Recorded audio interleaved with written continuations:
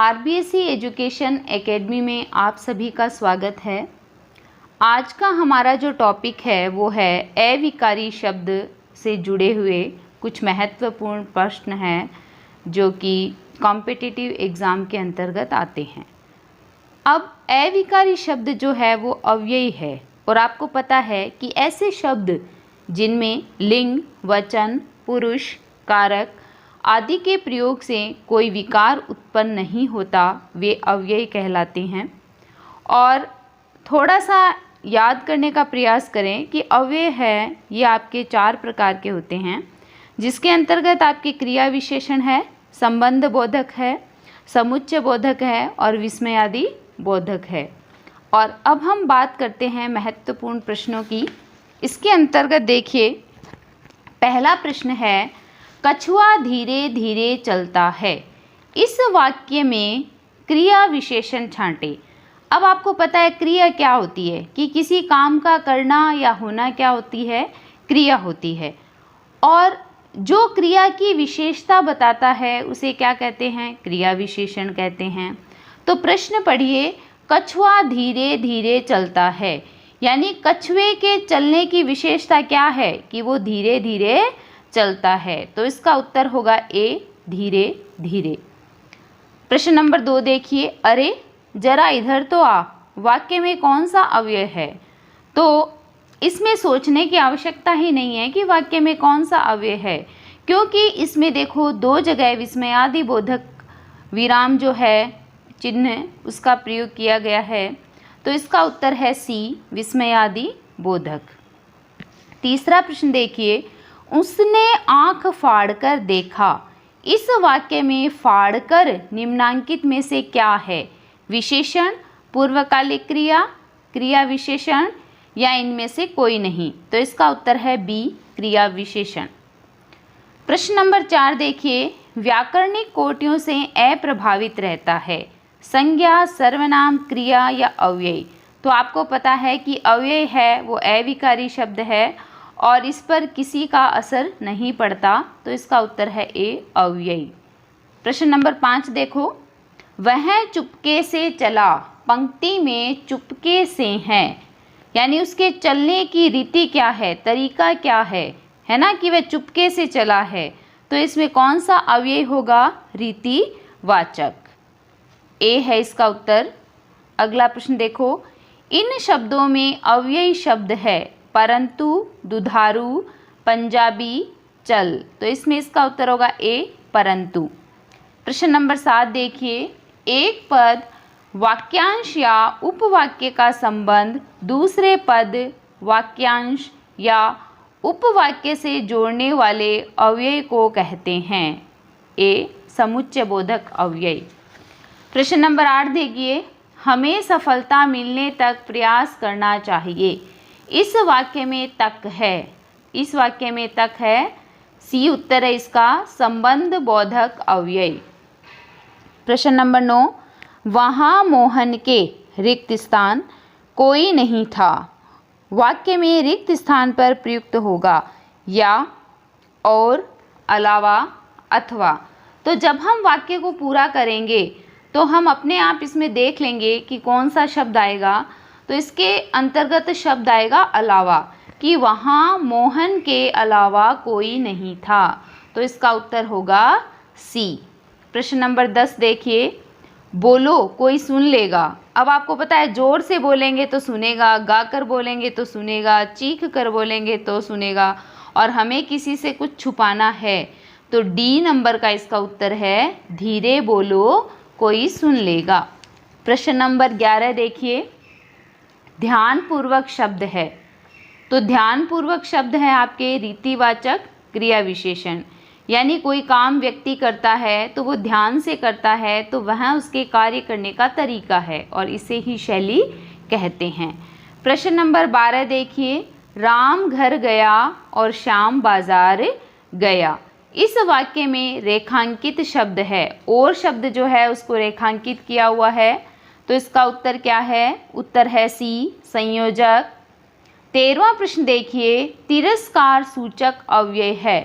तो तिरस्कार सूचक अव्यय है वो है छी, और उत्तर है इसका सी, 14वां प्रश्न देखिए, किस वाक्य में निपात का प्रयोग नहीं हुआ है?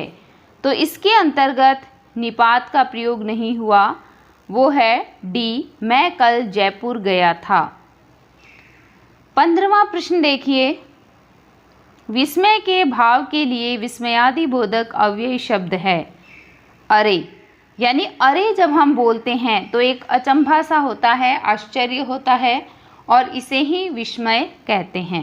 छी, धिक्कार है तुम्हें, इस वाक्य में छी है, अव्यय है क्योंकि इसमें कोई परिवर्तन नहीं होता। उत्तर सी होगा इसका। अभ्यास के लिए प्रश्न देखिए, आप लोगों को क्या करना है कि जब मैं प्रश्न बोलूं तो आप तुरंत इसका उत्तर अपनी कॉपी में लिख लेंगे, और जब मैं उत्तर बोलूं तो आप इसको मिलाएंगे और फिर देखेंगे कि हमारे कितने प्रश्न हैं वो सही हुए हैं।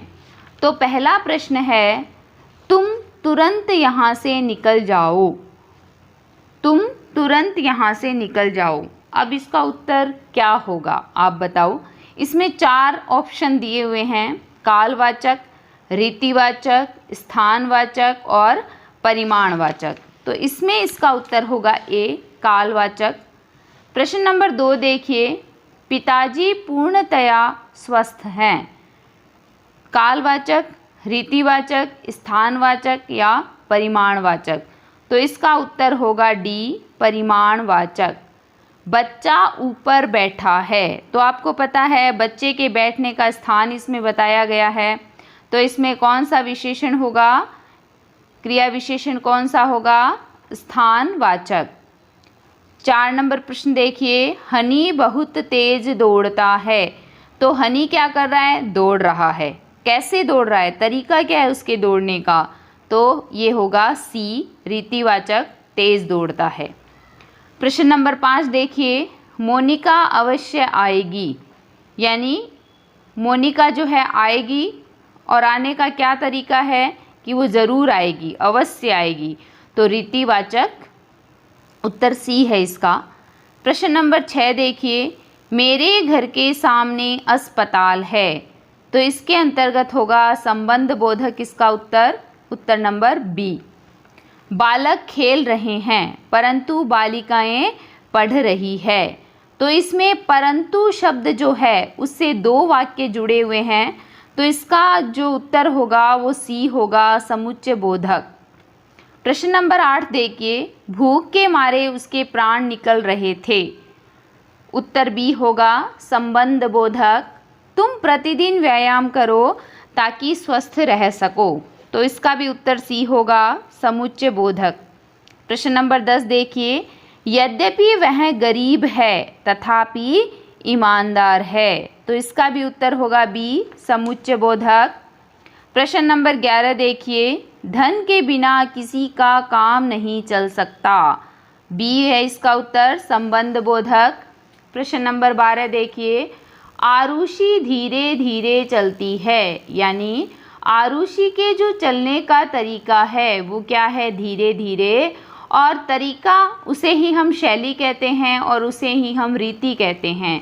तो इसका उत्तर होगा ए, रीतिवाचक। प्रश्न नंबर 13 देखिए, वार्षिक उत्सव पर आप भी जरूर आना। गहरे काले पद में कौन सा निपात है? आप भी, मतलब भी क्या है, बलदायक है, बल दिया गया है। छी छी, ऐसा घिनौना कार्य करते हो। गहरा काला पद किसका उदाहरण है? तो यह उदाहरण है विस्मयार्थक। प्रश्न नंबर 15 देखिए, माता जी तीर्थ करने काशी गई है। वाक्य में जी कौन सा निपात है? तो वाक्य में जी निपात है, आदर बोधक। वह जयपुर से ही चला जाएगा। वाक्य में किस पर बलाघात है? वह जयपुर से ही, मतलब ही पर बलाघात है। तो इसका उत्तर होगा बी, ही। भिखारी रात भर जागता रहा में भर कौन सा निपात है? तो इसमें बी उत्तर होगा, बलदायक। मेहनत के बिना सुपरिणाम नहीं मिलता। वाक्य में के बिना है, संबंध बोधक। प्रश्न नंबर 19 देखिए, जो प्रतिदिन व्यायाम करते हैं वे स्वस्थ रहते हैं। वाक्य में गहरा काला पद है, तो इसमें गहरा काला पद है प्रतिदिन, तो इसका उत्तर होगा डी, कालवाचक क्रिया विशेषण।